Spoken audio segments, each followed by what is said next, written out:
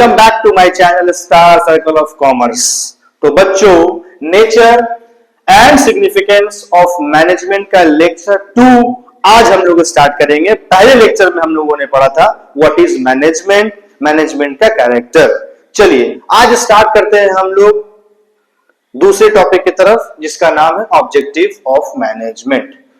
तो जैसा कि मैं आपको बताना चाहता हूं कि हर चीज का अपना अपना एक मकसद होता है, उसी तरीके से ऑब्जेक्टिव भी होता है मैनेजमेंट का।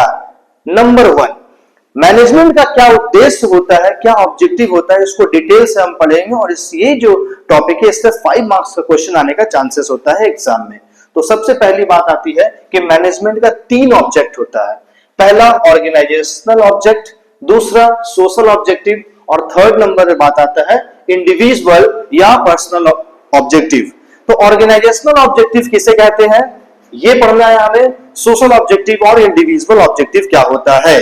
पहली चीज, ऑर्गेनाइजेशनल ऑब्जेक्टिव का मतलब ये होता है कि कोई भी मैनेजमेंट जो ऑर्गेनाइजेशन के बारे में सोचे उसे ऑर्गेनाइजेशनल ऑब्जेक्टिव कहा जाता है। सोशल ऑब्जेक्टिव यानी कि मैनेजमेंट समाज में रहने वाले लोगों के बारे में सोचे, social objective. And third one is individual या पर्सनल ऑब्जेक्टिव, उसे कहते हैं जो कि ऑर्गेनाइजेशन में जो व्यक्ति काम करते हैं अगर हम उनके बारे में सोचते हैं तो उसे कहते हैं हम लोग इंडिविजुअल या पर्सनल ऑब्जेक्टिव। इसके कुछ पॉइंट्स हैं जो मैं आपको बताने जा रहा हूं।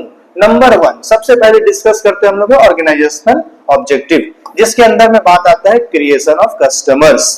कस्टमर्स की जो डिमांड है उस डिमांड के अकॉर्डिंग हम सामान का प्रोडक्शन करें और उसके डिमांड के अकॉर्डिंग कस्टमर को सेटिस्फाई करने के लिए सामान उस तक पहुंचाए, जिससे कि ऑर्गेनाइजेशन को फायदा हो। यह कहलाता है क्रिएशन ऑफ कस्टमर्स। दूसरा, मार्केट शेयर, ज्यादा से ज्यादा कस्टमर्स क्रिएट करना, जिससे कि दूसरे कॉम्पिटिटर के मुकाबले हमारे ऑर्गेनाइजेशन ज्यादा डेवलप करे। दूसरा पॉइंट यह है। थर्ड पॉइंट है profit motive. Profit motive, every organisation wants to take high profit. क्यों? क्योंकि प्रॉफिट से ही सारे लोगों का ग्रोथ होगा। तो मैनेजमेंट का जो ऑर्गेनाइजेशन के प्रति ऑब्जेक्टिव होता है वो प्रॉफिट मोटिव होता है। थर्ड के बाद फोर्थ पे बात करते हैं हम लोग है इनोवेशन। इनोवेशन का मतलब कुछ नई चीजों को लाना, क्रिएटिविटी करना, कुछ ऐसी चीजों को लाना जो मार्केट में नहीं है, जिससे लोग अट्रैक्ट हो हमारे तरफ और हमारे ऑर्गेनाइजेशन का प्रॉफिट हाई हो सके। नेक्स्ट जो है एफिशिएंसी एंड प्रोडक्टिविटी, यानी कि जितना कम से कम लो कॉस्ट में बेहतर से बेहतर प्रोडक्ट को बनाना, जिससे कि लो कॉस्ट हो और प्रोडक्ट अच्छा हो, लोग आसानी से उसको परचेस कर सके। दूसरा जो है वो हम लोग बात करेंगे सोशल ऑब्जेक्टिव। सोशल ऑब्जेक्टिव में आप समझिए कि समाज में रहने वाले लोगों को किस तरह से फायदा पहुंचा सकते हैं हमें एक ऑर्गेनाइजेशन, आम लोगों को किस तरह से प्रॉफिट पहुंचा सकती है, इस बारे में हम डिटेल से जानेंगे। जैसे कि number 1, environmental and national objective, समाज में रहने वालों का एटमॉस्फेयर, एनवायरमेंटल को बेहतर बनाना, ना कि ऐसा काम करना जिससे समाज में रहने वाले लोगों को नुकसान हो। तो पहला जो ऑब्जेक्टिव होता है सोशल ऑब्जेक्टिव के पॉइंट में वो एनवायरमेंटल एंड नेशनल ऑब्जेक्टिव होता है। दूसरा, वेलफेयर स्कीम। वेलफेयर स्कीम और ह्यूमन वेलफेयर अप्रोक्स मोटा मोटी बात सेम होता है। देखिए, वेलफेयर स्कीम्स की बात करते हैं जिसमें लोगों को एजुकेशन फैसिलिटीज, और ह्यूमन वेलफेयर में भी जहां पे लोग रहते हैं उनको कम से कम में किराया में घर दिलवाना, और भी कई सारी चीजें इसमें आती है। नेक्स्ट पॉइंट आता है कस्टमर सेटिस्फैक्शन। आप तो समझ ही रहे हैं कि customer satisfaction is very important thing. किसी भी ऑर्गेनाइजेशन को आगे बढ़ाने के लिए कस्टमर्स का सेटिस्फाइड करना बहुत जरूरी है। तो समाज में रहने वाले लोगों को भी हम सेटिस्फाइड करेंगे, ऐसा प्रोडक्ट बना के देंगे, ऐसा सामान बना के देंगे जिससे कि समाज में रहने वाले लोग इंटरेस्ट ले उस चीजों पर और उसको मजा आए।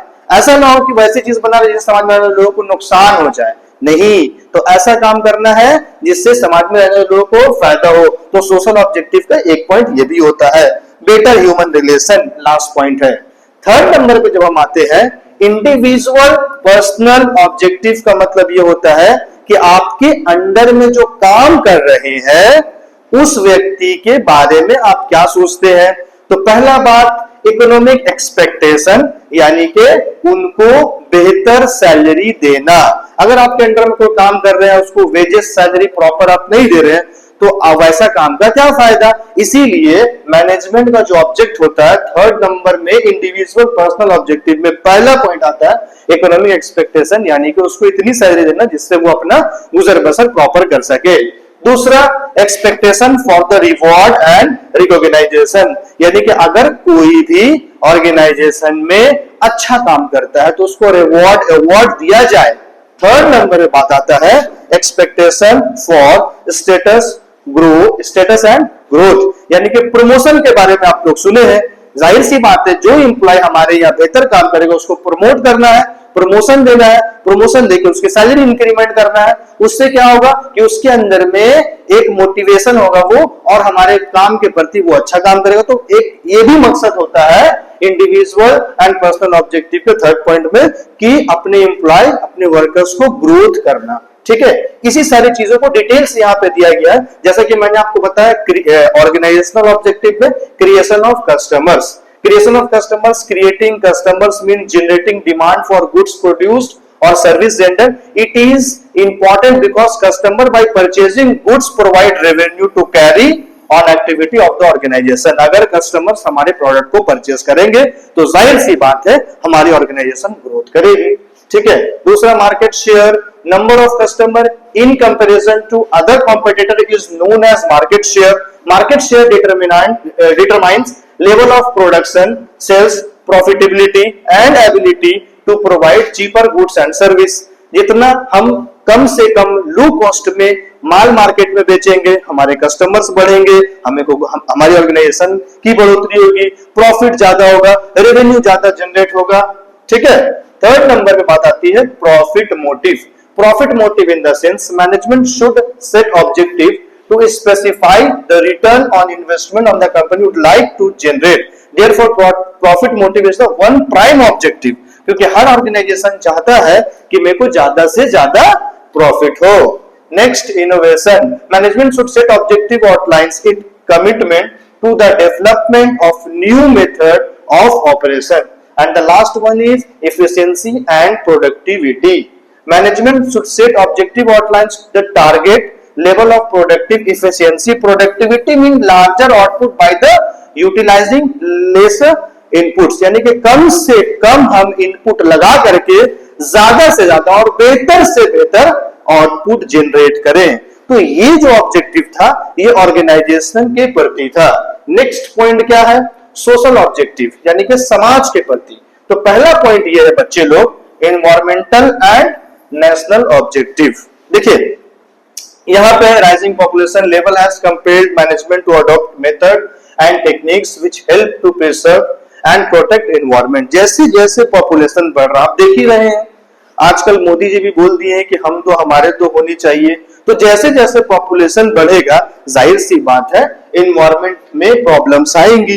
तो उन सारी चीजों को देखते हुए समाज के प्रति मैनेजमेंट की ये जिम्मेदारी होती है कि हम ऐसा काम करें जिससे समाज में रहने वाले लोगों को किसी तरह का कोई नुकसान ना हो। ठीक है, नेक्स्ट है welfare scheme. Several organisation offer free medical facility. कभी कभी आप लोग सुने होंगे कि टाटा कंपनी की तरफ से ये फ्री मेडिकल सर्विस लगाया गया है, इस ऑर्गेनाइजेशन की तरफ से फ्री आई चेकअप लगाया गया है। वो हर ऑर्गेनाइजेशन के लिए समाज के प्रति ये जिम्मेदारी होनी भी चाहिए कि हम वैसे लोगों को देखें जो कि जरूरतमंद है। तो सामाजिक ऑब्जेक्टिव एक मैनेजमेंट का यही होता है। ठीक है, नेक्स्ट पॉइंट है customer satisfaction. Customer satisfaction, customers once create need to be sustained. Regular and steady growth of customer is possible only if customers are provide maximum satisfaction of their want by the providing them quality product and good service. अगर आप customers को अच्छे सामान देंगे तो definitely customer satisfied हो जाएगी, यानी कि समाज में रहने वाले लोगों को आपने संतुष्ट कर दिया। तो मैनेजमेंट का ये भी ऑब्जेक्टिव होता है। Human welfare, management attempt to achieve business objective by satisfying need person working for it.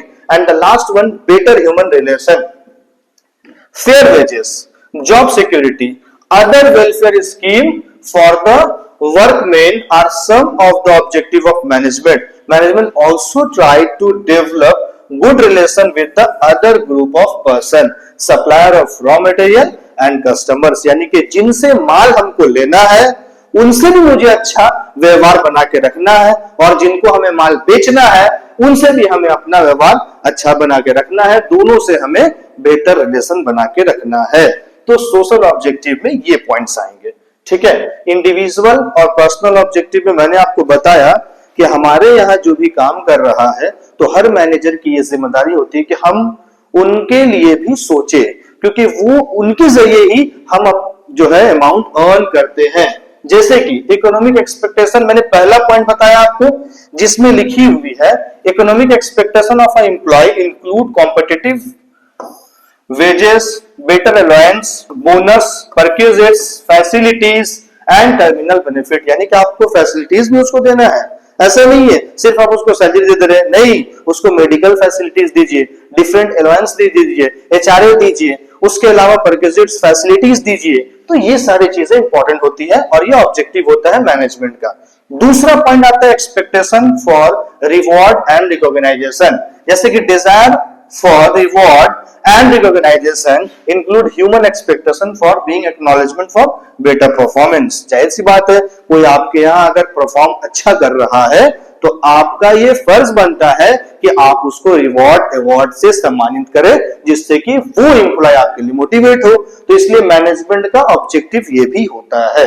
Next point पे आता है expectation for status and growth. Expectation for growth includes desire to get better chance to personal growth, desire for status implies promotion to higher ranks in the organization। और आपके organisation में अगर आपका कोई employ बेहतर काम कर रहा है तो उसको प्रमोट कीजिए, उसको ग्रोथ कीजिए, और ये काम जो है मैनेजमेंट का होता है, ये ऑब्जेक्टिव।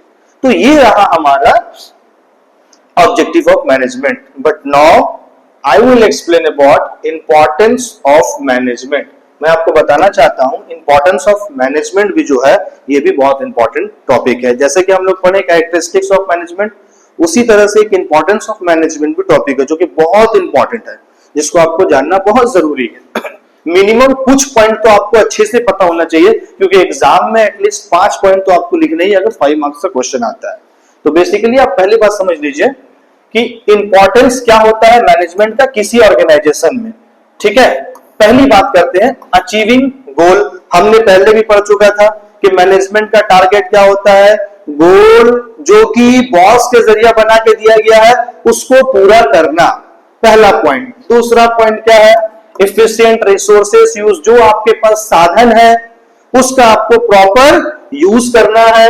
स्मूथ फंक्शनिंग जो रूल्स एंड रेगुलेशन के अकॉर्डिंग काम किया जाता है उसके ही अकॉर्डिंग काम करना है, ठीक है, ये इंपॉर्टेंट है।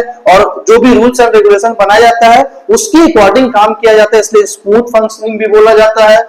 उसके बाद एम्प्लॉय मोटिवेशन, विदाउट मोटिवेशन काम तो करेंगे आपके एम्प्लॉय, लेकिन अगर आप उसको मोटिवेट कर देते हैं, आप उसको इस तरह से डील करते हैं, देखिए आप ये काम करेंगे तो बेहतर होगा, आप उसको रिवॉर्ड देंगे, अवार्ड देंगे, जिससे कि वो मोटिवेट होगा, तो जाहिर सी बात है आपका प्रोडक्शन बढ़ेगा, जिससे आपका रेवेन्यू ज्यादा जनरेट होगा, ठीक है। नेक्स्ट पॉइंट है इनोवेशन एंड ग्रोथ। इनोवेशन तो आप समझ ही रहे हैं, क्योंकि नई चीजों का आविष्कार करना, तो ये चीज मैनेजमेंट का जो एक इंपॉर्टेंट पॉइंट होता है। नेक्स्ट है आपका एडेप्टेबिलिटी टू चेंज, यानी कि टाइम पर अगर कोई भी चीज में प्रॉब्लम्स आती है तो मैनेजमेंट जो है उस चीज को चेंज करके न्यू चीज में आ जाती है, तो ये होता है important of management. Next point है maintaining discipline, rules and regulation के अकॉर्डिंग काम करना, ठीक है। इंप्रूव डिसीजन मेकिंग, मैनेजमेंट के डिसीजन से आपके ऑर्गेनाइजेशन में इंप्रूवमेंट ही होता है, ठीक है। कस्टमर सेटिस्फैक्शन जो हम लोग पढ़ के भी आए, एंड सोशल रिस्पॉन्सिबिलिटी। तो आइए इसको हम लोग डीपली पढ़ते हैं, डिटेल से पढ़ते हैं कि क्या क्या मामला इसके अंदर में आएगी। जैसे कि सबसे पहली बात आती है achievement goals. Management helps organisation set clear goal. मैंने आपको बताया ना कि मैनेजमेंट के पास अपना एक क्लियर गोल, एक स्ट्रेटजी होता है, और उसी स्ट्रेटजी के अकॉर्डिंग वो अपने टारगेट को पूरा करने के लिए काम करती है। यही सबसे पहला इंपॉर्टेंस ऑफ मैनेजमेंट होता है।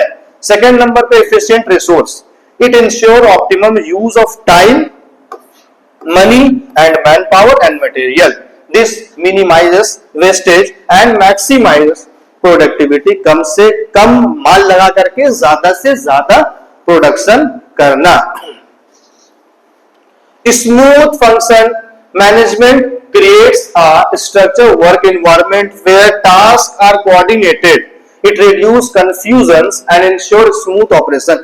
यानी कि आपका जो एक रूल्स बना दिया गया है, एक टारगेट बना दिया गया है, जिससे कि कोई कंफ्यूजन नहीं होता है.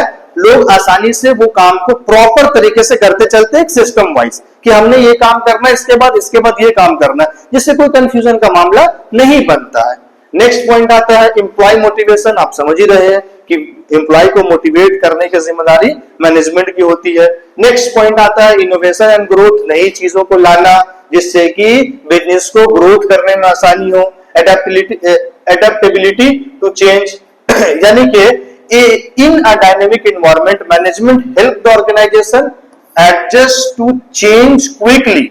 It plan ahead, face new challenges and opportunities. अगर कोई न्यू चैलेंजेस या प्रॉब्लम्स आती है तो मैनेजमेंट क्या करते हैं, अपने प्लान को चेंज कर देती है. या कोई नई अपॉर्चुनिटी आती है तो उसको पाने के लिए उसके अकॉर्डिंग चलने लगती है. Next point maintaining discipline. Management set rules, roles, responsibility for everyone. This promotes order and professionalism at the workplace. Next point है इंप्रूव डिसीजन मेकिंग. देखिए, अगर मैनेजमेंट कोई डिसीजन लेता है तो वो ऑर्गेनाइजेशन के हित में ही लेता है. इसीलिए मैनेजमेंट का एक इंपॉर्टेंट पॉइंट क्या है, improve decision making. Customer satisfaction. आप समझ ही रहे हैं कि कस्टमर्स को सेटिस्फाइड करना भी एक मैनेजमेंट का इंपॉर्टेंस है. ठीक है. एंड समाज के प्रति जो हम लोग ऑब्जेक्टिव में पढ़े थे वो सारी चीजें हैं. ओके स्टूडेंट्स, वीडियो को ज्यादा लंबा ना करते हुए मिलते हैं नेक्स्ट लेक्चर में. तो हमारे चैनल को सब्सक्राइब करें. नेक्स्ट लेक्चर आपको मिलेंगे बहुत जल्द, जिससे कि आपको पूरा इंफॉर्मेशन, सब्जेक्ट की पूरी जानकारी, चैप्टर्स को जीरो से लेकर के बेसिक से एडवांस तक सारी कुछ पढ़ाई जाएगी. तब तक के लिए थैंक यू.